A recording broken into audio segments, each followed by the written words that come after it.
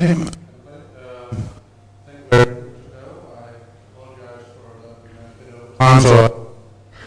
Oh, can you actually hear me? Now you can. I apologize for. I apologize for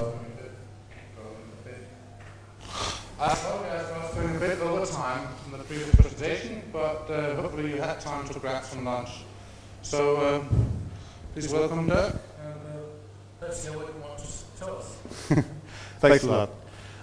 Welcome to the lunch talk about OpenDolphin, and we will just have everybody coming in, chewing and running, no problem, just chime in. I'm happy to talk about one of the latest achievements that we have done at GNU, and it is, this is really incorporating in a very small piece of code software engineering experience from 10 people over 15 years or so. That's quite something, like 150 person years of development experience in almost 1,000 lines of code. So that's very compact. Let's see what this is all about. If I turn it on, it works, right? Good. Some people call it Enterprise 2.0, and it is about enterprise applications. Dolphin is for enterprise applications, but with a really cool visualization. Just recently I've been to a conference where the speaker said, well, how do you identify an enterprise application? And it's defined by the UI sucks. No longer. And I'll give you an example of an enterprise application, an application running on the server with this UI.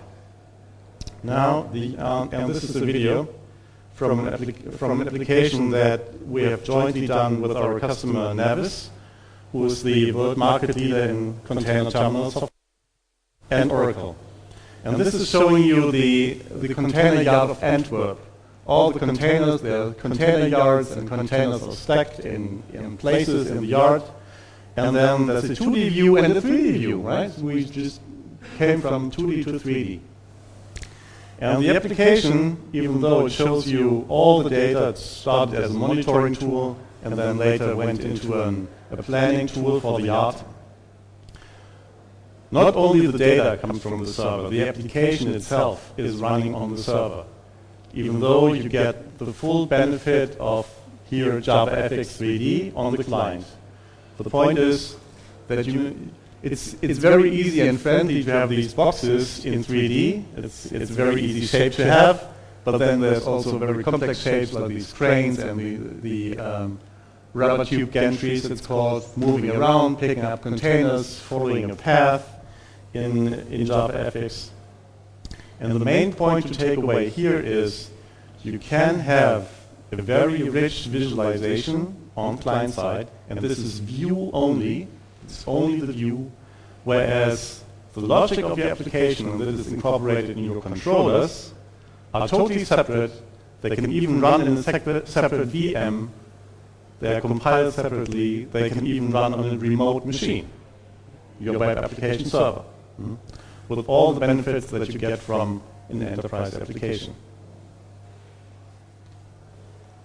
And then, actually, we started with these applications with JavaFX only making the 2D view, and it took us half a year or so with a few people creating all the application. Lots of that was already done on the server. It was available since it was a server application.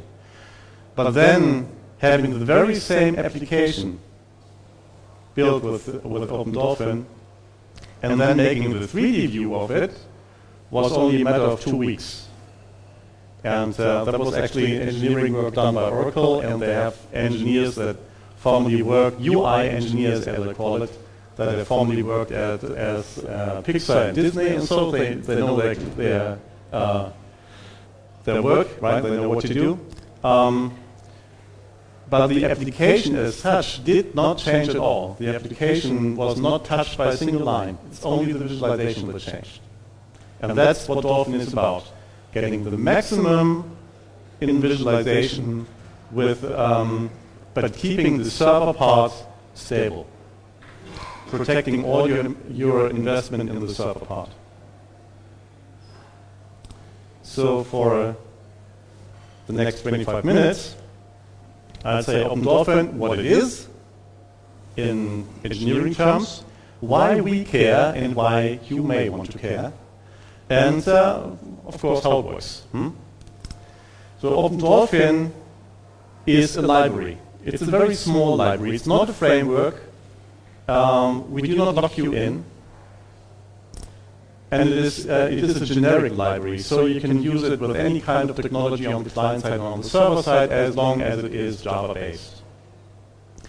What we do is we have a new way of communicating between a view and its controllers. In the sense, you may say, well, there is already this model view controller, but today everybody uses this term and it has come to the point, it has been watered down that nobody really knows what you say when you say MVC anymore. Particularly whether views know each other, whether controllers directly know views or not, and we say no, not at all. Every view is totally separate. Views do not know their controllers. Controllers do not know any views. Each of them only know presentation models. And they communicate in an asynchronous fashion. Always, always, always, always, always. There is no synchronous call whatsoever between views and controllers in either direction. And the mean by which they communicate is a presentation model, which is available and synchronized on the client and on the server side automatically. So that's it. It's a library. So here's the main architectural overview, the architectural sketch. There's views and controllers, and they bind to a model, and they read from a model and write to a model. And these models are automatically synchronized. Shared presentation model. The responsibility of the server is to say what should be visualized. And the responsibility of the client is how it should be visualized. And that's a very clear distinction. Even when first creating your application, it has, our customers say, it's so helpful to know where to put each code. Right? The only question is it about what to display or is it about how to display? And then it went in one of these both buckets.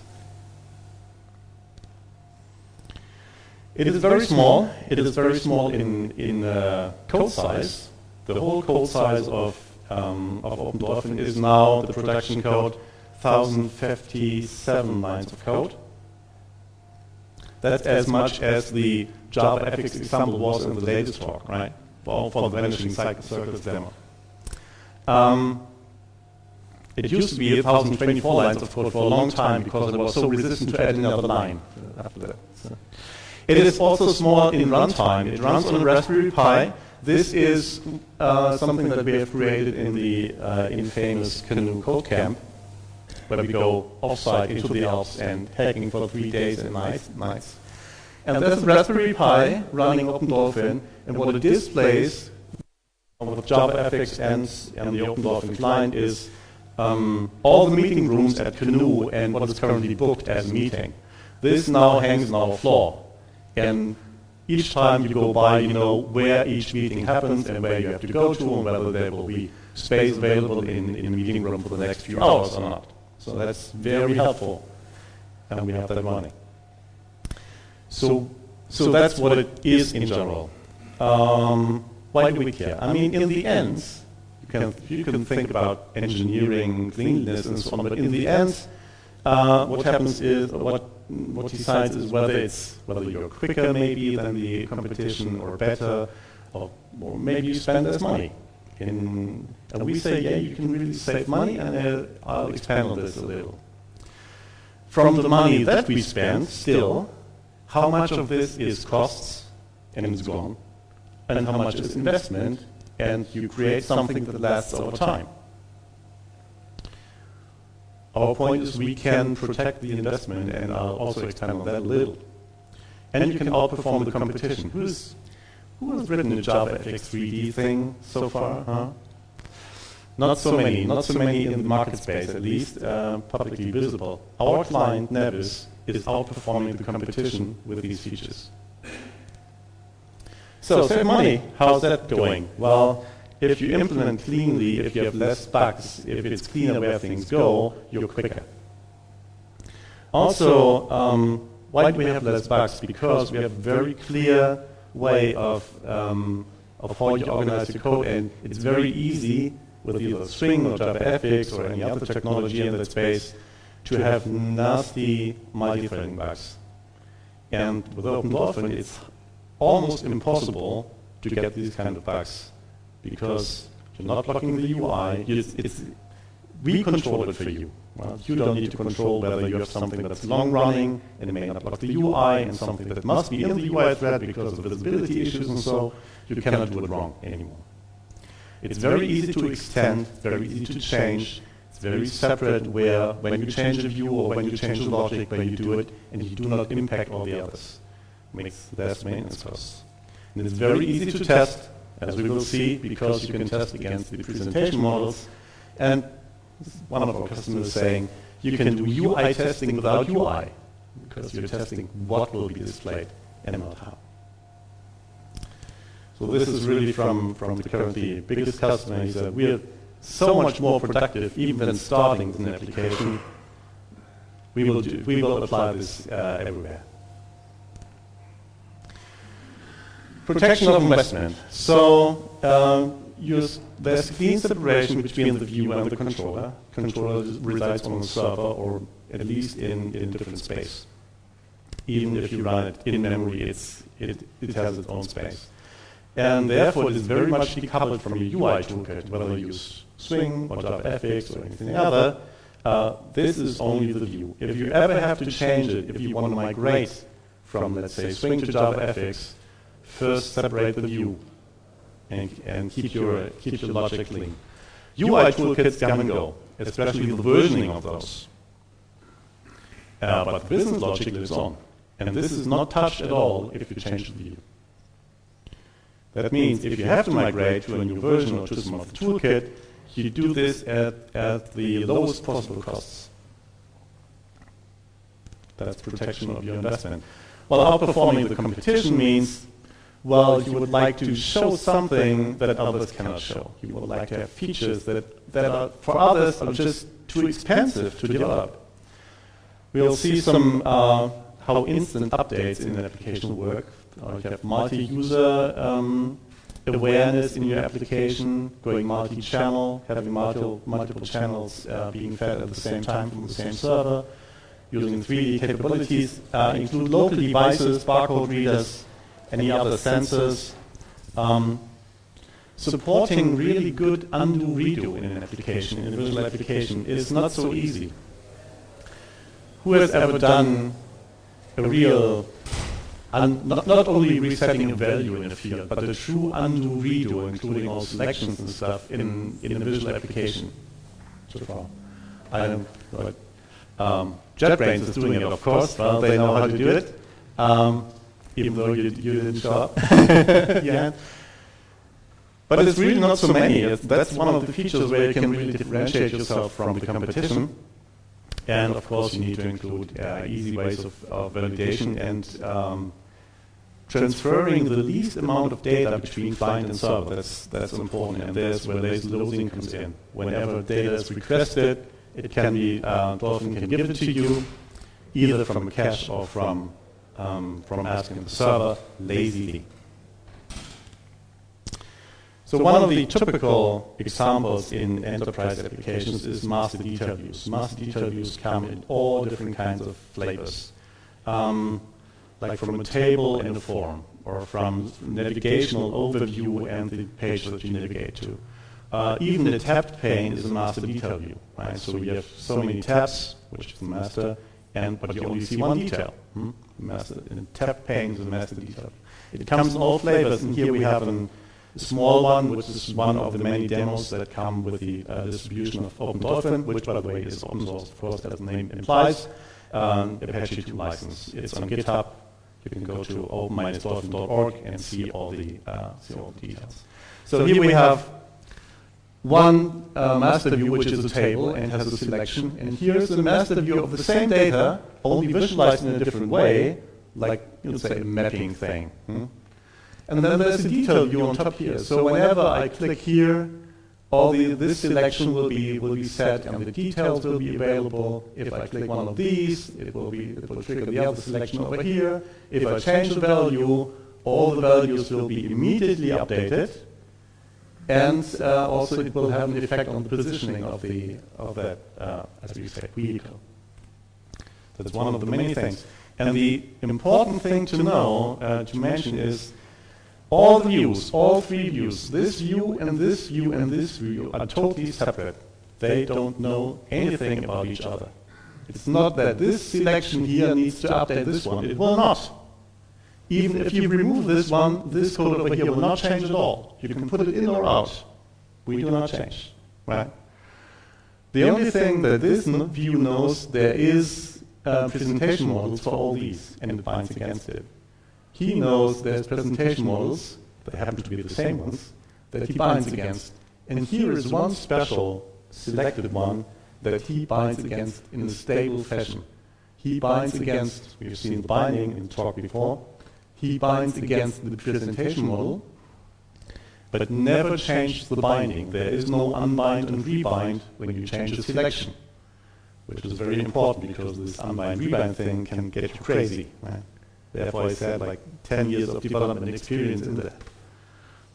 That's one of the typical examples. How does it work? The communication between client and server is always through the command pattern. We always send commands. Update the value, change the value, create a presentation model, delete one. And all these commands are sent asynchronously behind the scenes without blocking the user interface. We never block the user interface, which is something that with other approaches sometimes happens. But even though it is asynchronously, it's always in strict sequence. It's guaranteed that all the events come in the exact order from the client, how they originated to the server. They will be executed in the exact order. Whatever comes back from the server, which is also commands, are also come in the exact same order that they were issued, and they will be executed on the client side, handled on the client side in the exact same order. That's guaranteed. On top of that, we have our modeling is such that we have a generic model. So you don't have presentation models in terms of a book presentation model and a vehicle presentation model and an in-person presentation model. No. There's only one class presentation model. And it has attributes. So that gives us the opportunity to exactly know what's in there and to handle it for you. Otherwise, it gets difficult if you use this subclassing approach. So. And we have a managed environment. We know all presentation models there are. We know them all. It's like in a database. It's like in a memory database. We know them all. We can ask, please give me the one with the following characteristics. Well, it's like querying a database. We know them all. It's important. So what's the typical workflow? Is here we have the view side and the controller side.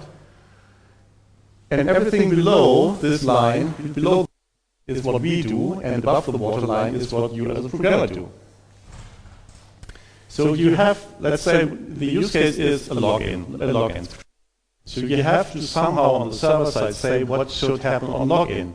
Assuming that I have a username and a password, how do I find out that the user is there's a login granted for him? Well, that's logic that you put on the server. Could be Grails, could be any other Java enterprise server. That's your logic. Now on the client side, what we originate is one from the generic presentation model. It's a special one that we call by name the current user. It has 3 attributes, name, password, and the logged-in property, Boolean property. As soon as this originated on the client side, it gets automatically transferred asynchronously to the server, and the server knows about it. Then you set up your UI, like a form, let's say, and then you bind the UI against the attributes of the presentation model. It's normal binding as we have seen before, and I'll show a little bit of code for that. Now, the binding has the effect that when we enter a name, it gets automatically added here, and OpenDolphin automatically puts it over to the server asynchronously. UI is not blocked. The user doesn't even recognize that something happens in his back, behind his back. So same for password, goes over. Now we click on the login button, and that means this information goes over and the login action is dispatched. That's, the dispatching is part of Dolphin. Now what the action does is, from the server Dolphin, the name and the password. Because it knows that name, it can ask for this. With this information, it asks maybe a database, whatever, and it sets the logged in property right to it. Say, please put this to true. And whenever this happens, automatically this is transferred to the client. And since this is bound against, let's say, the visibility property of this dialog, it automatically disappears. Right? No code whatsoever to be written on the client side beside the binding. That's the server models the state. The server says he is now logged in, and how that is visualized, how the state is visualized, and how state transitions are visualized is an obligation of the client, right, of client view. Now, how I adapted this code for the Groovy audience, I usually show the Java version of it, which is not so different. So creating a presentation model, we do have on the client view, we have the client Dolphin. It has a factory method presentation model.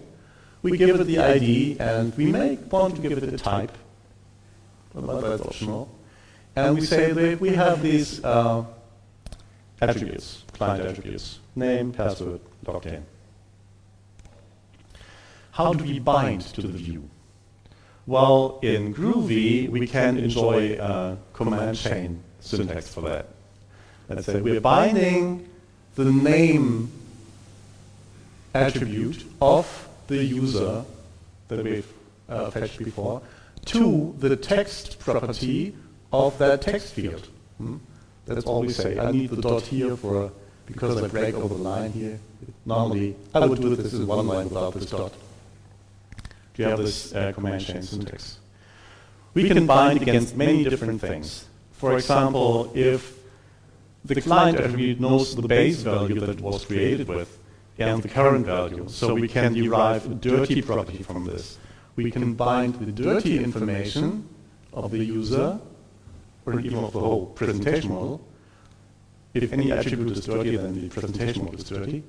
You can bind the dirty information of the user to the enable state of the login button. Right? So whenever it gets dirty, you can only log in. The button only enables itself when there's some dirty information, because otherwise it makes no sense logging in. That's all you do. That's all it takes to get this running. We can even do something like the visibility of the dialog, say bind the visible property of the login view to the logged in property of the user. And we can give it a conversion closer. It should be the other, should be toggled, right? So that's the way of how you can bind views.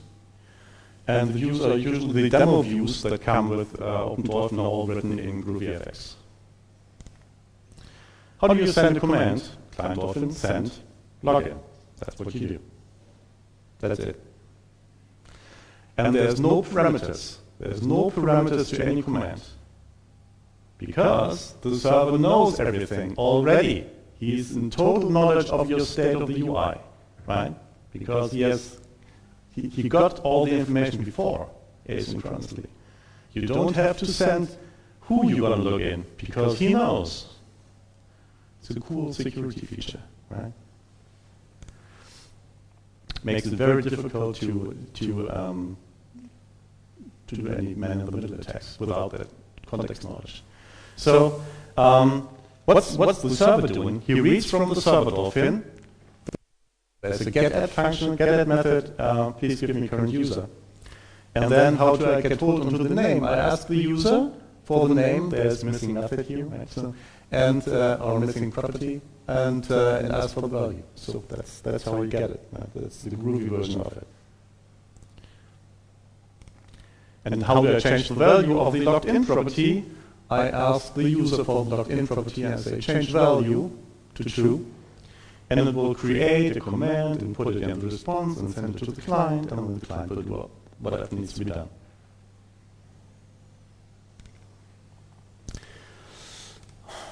There's not much time for many demos, but I'd like to show you one, at least. By the way, most of the demos also are also available with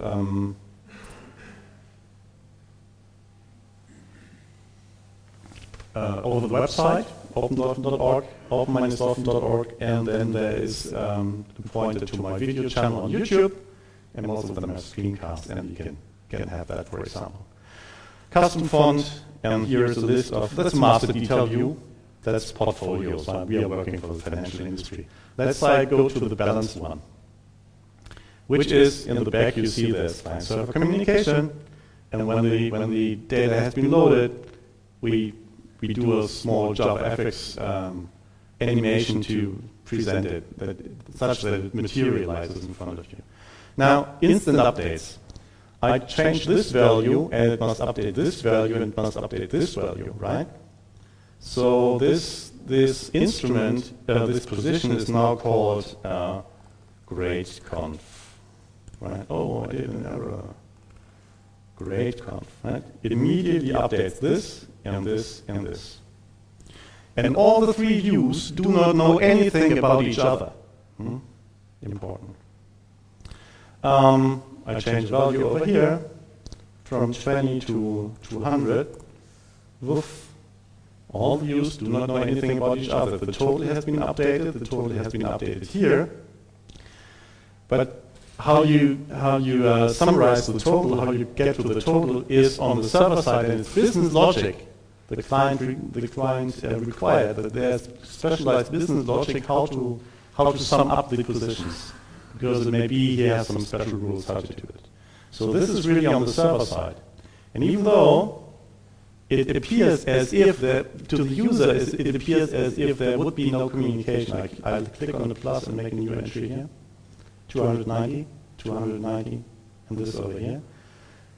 It is so quick because it's immediately applied locally and the server is notified asynchronously. That's the trick. And even if, and now it comes, you can say, well, my portfolio is fixed. I'm done, right? There should be no more change. What do you need to do? Suppress changes.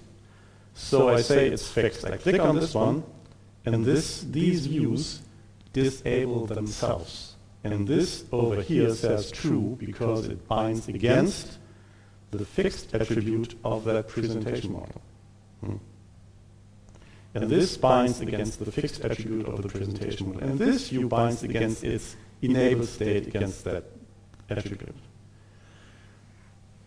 Before that, what you needed to do was, I need to know whom to update and whom to disable and so on, gets you into a maintenance nightmare. So this makes it very clear how to organize your views, how to organize your controllers, how to get instant updates. Stable bindings. That's a small one. I'd like to show you a second one, even though I'm a little over time. And that is, once you're on the server, you can do things that you could not have, that were impossible before, like multi-user awareness. Same data being automatically synchronized between clients, or awareness that I shouldn't touch this part of the application because somebody else is working over there, right? With a standalone application, you cannot. It's very difficult. It's really easy to do with OpenDolphin, especially if you run your application on a Grail server and have it visualized with GroovyFX. So here we have I have a running Grail server here. That's where the application lives. And I'd like to show you one client that just maintains a single value. It could be the speed of a train or so, right? So you're in the you're riding a train and you can change the value. And I'm opening the second one of this, second user, to the exact same code. Have I started it? F10. Yep, now it's going. And they do exchange information on the server side using an event bus with data flow queues and an agent behind it. That's only for the next. That's a plug for the next thing that Václav will show you. So we have two things here. They're totally separate. They could be in different machines. They could be in different parts on the planet, right? They're both going to the same server. Now I'm changing the speed. Huh? Changing this speed. That's multi-user awareness. And I'm going to finish. And then people ask, how do you do this? Is that WebSockets or Comedy or server-side events or any of those protocols? I say, no, you wouldn't believe plain old HTTP post requests that go through every firewall on this planet, that you can use everywhere. Plain old HTTP post. That's the cool stuff about it. So, just to finish up the presentation, instant updates. It's very easy to have two different views going to the same server, displaying the same information, one in Swing, one in JavaFX. And it's very good for migrating as well. You can even have it running. You can see the demos on my YouTube channel for even having a JavaFX view and a web view of the same information being updated in real time. You can have applications where, like, two different applications in two browsers and a mobile one. And when you change any character here, it's immediately updated in the application, across applications, and on your mobile. So when should you use it? When you think clean is better. And if you would like to prepare for the future in terms of, if you believe that you can predict the future and who's going to win in terms of UI toolkits and UI technologies, then go for that one, right? And bind yourself to that one. But if you think that the future is very uncertain in terms of which UI technology is going to win, then you better decouple yourself from it. Here's all the information. Open-dolphin.org gives you all the possible links. There's the Twitter account. It's all on GitHub. There's Jumpstart projects for it to get you up and running. All the artifacts are available from Maven Central. Canoe is happy to provide training and consulting or help you with migration or just any questions, you can come to us. Thanks a lot and enjoy the rest of the conference.